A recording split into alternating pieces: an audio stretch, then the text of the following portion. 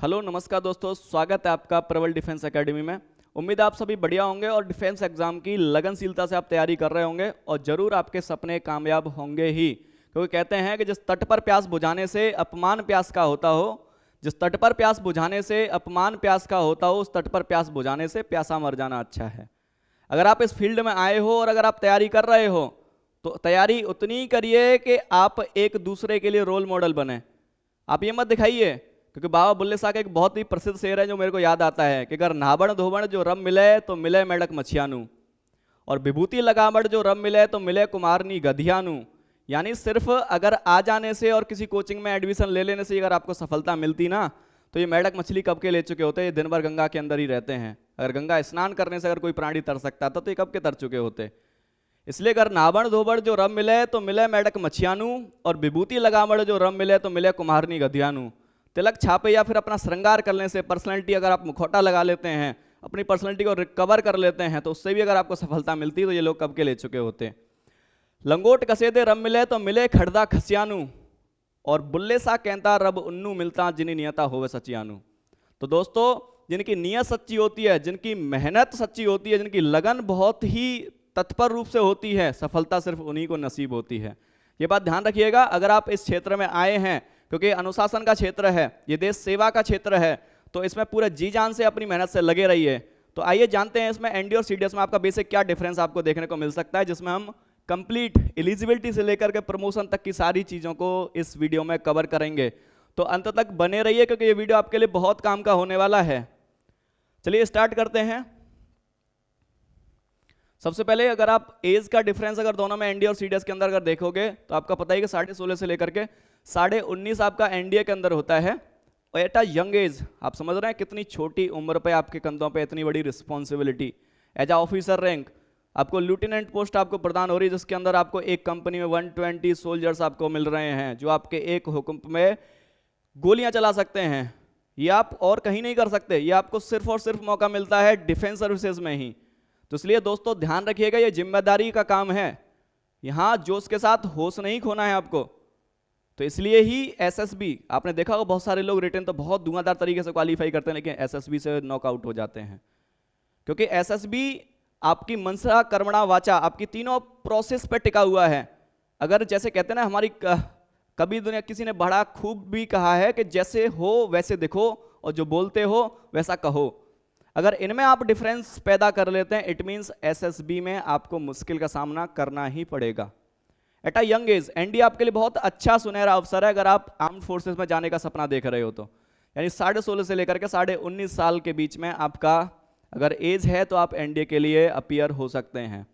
Next अगर CDS का comparison करूं, सीडीएस में आप 19 से लेकर के 25 साल का आपका एज क्राइटेरिया होना चाहिए, और दोनों ही है, बस इसमें फर्क इतना है। सेकंड अगर हम देखें जेंडर वाइज अगर हम बात करें तो ये एनडीए मेल और फीमेल दोनों के लिए है, और सीडीएस भी सेम ही है, मेल फीमेल दोनों के लिए ही है। नेक्स्ट अगर हम बात करें एलिजिबिलिटी क्राइटेरिया की, तो एलिजिबिलिटी क्राइटेरिया आप देख रहे हैं मेल फीमेल दोनों के लिए ही है। और अगर सीडीएस में अगर स्पेसिफाइड रूप से इसको बांटने का प्रयास करें तो हम कह सकते हैं कि सिर्फ गर्ल्स को ओटीए यानी ऑफिसर ट्रेनिंग अकेडमी में ही अलाउ किया गया है। तो सिर्फ आप ओटीए के लिए ही, जो भी गर्ल्स कैडेट इस वीडियो को देख रही हैं, वो सिर्फ ओटीए के लिए अप्लाई कर सकती हैं और भारतीय सेना में सर्व कर सकती हैं। नेक्स्ट अगर हम बात करें एजुकेशन क्वालिफिकेशन की, तो एजुकेशन क्वालिफिकेशन में इसके लिए आपको 12th पास आउट होना चाहिए या फिर अपीयरिंग होना चाहिए। या तो आप 12th पास आउट हों या फिर 12th में अपीयर कर रहे हों। और इसके लिए अगर हम सीडीएस की बात करें तो इसमें ग्रेजुएशन या फिर ग्रेजुएशन की आप लास्ट ईयर में हैं और आपका एज कंप्लीट हो चुका है, या जो एज दिया गया है सीडीएस में नोटिफिकेशन में, उस एज क्राइटेरिया के अंदर आपका एज लाई करता है, तो आप इसके लिए अप्लाई कर सकते हैं। नेक्स्ट अगर हम बात करें तो हमारे पास में आता है स्कीम ऑफ एग्जाम। इसका सेम जैसे कि हम पहले ही बता चुके हैं, रिटेन प्लस एसएसबी। रिटेन में आप एनडीएम जाती हैं पेपर 1 और पेपर 2। पेपर 1 डिपेंड करता है आपका मैथ्स पे और पेपर 2 डिपेंड करता है जीएटी जनरल एबिलिटी टेस्ट, जिसमें आपको 300 और 600 नंबरों में डिवीजन होता है। 900 और 900 नंबर का ही आपको एसएसबी, देन 1800 मार्क्स में से आपको कट ऑफ तैयार होता है। तो ऐसा जरूरी नहीं, और मैथ्स इसमें पासिंग होता है। अगर मैथ्स आप क्वालिफाई नहीं कर पाते तो आपका सेकंड पेपर भी शायद चेक ना हो। देन एसएसबी, सेम प्रोसेस आपको सीडीएस में देखने को मिलता है, रिटेन एंड एसएसबी। यानी आपको रिटेन एग्जाम देना होता है, देन आफ्टर आपको एसएसबी के लिए अपीयर होना होता है, और उसके बाद मेडिकल तो इनमें है ही है। मेडिकल एग्जाम के लिए भी आप जाते हैं और उसके बाद आपका फाइनल कट ऑफ डिसाइड होता है। नेक्स्ट अगर हम बात करें इसकी फ्रिक्वेंसी की बात करें, ये एग्ज़ाम साल में कितनी बार होता है, तो ये साल में 2 बार होता है और CDS भी साल में 2 बार ही कंडक्ट किया जाता है।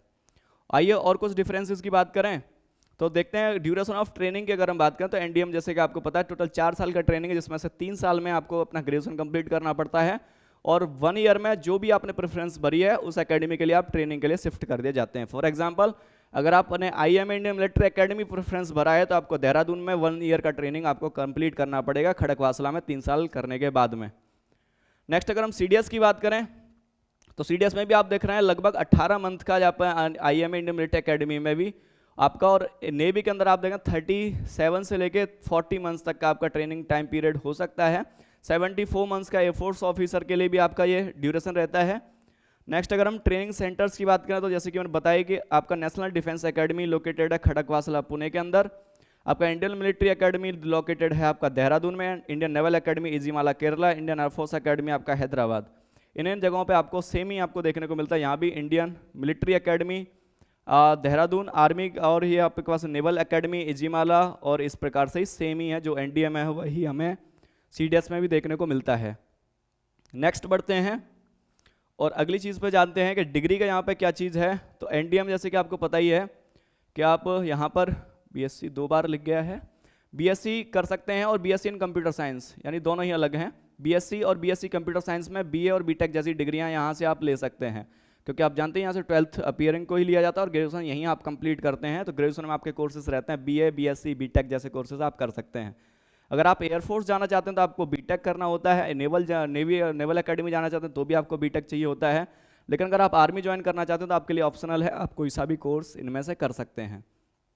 सेम CDS की अगर हम बात करें तो CDS में हमारे पास में रहता है कि आप ग्रेजुएशन तो ऑलरेडी किए हुए होते हैं, इसके बाद अगर आप पढ़ना चाहते हैं तो आप PG कर सकते हैं, वहाँ से पोस्ट ग्रेजुएशन अपनी प्रोसीड कर सकते हैं, या कोई डिप्लोमा आप वहाँ से कर सकते हैं।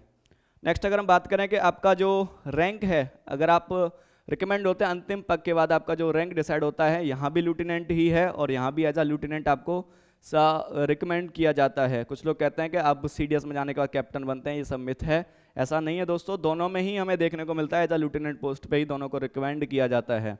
सैलरी स्ट्रक्चर की अगर हम बात करें तो वही सेम देखने को मिलता है हमें, 5-6,100 के करीब दोनों में ही होता है ट्रेनिंग टाइम पीरियड।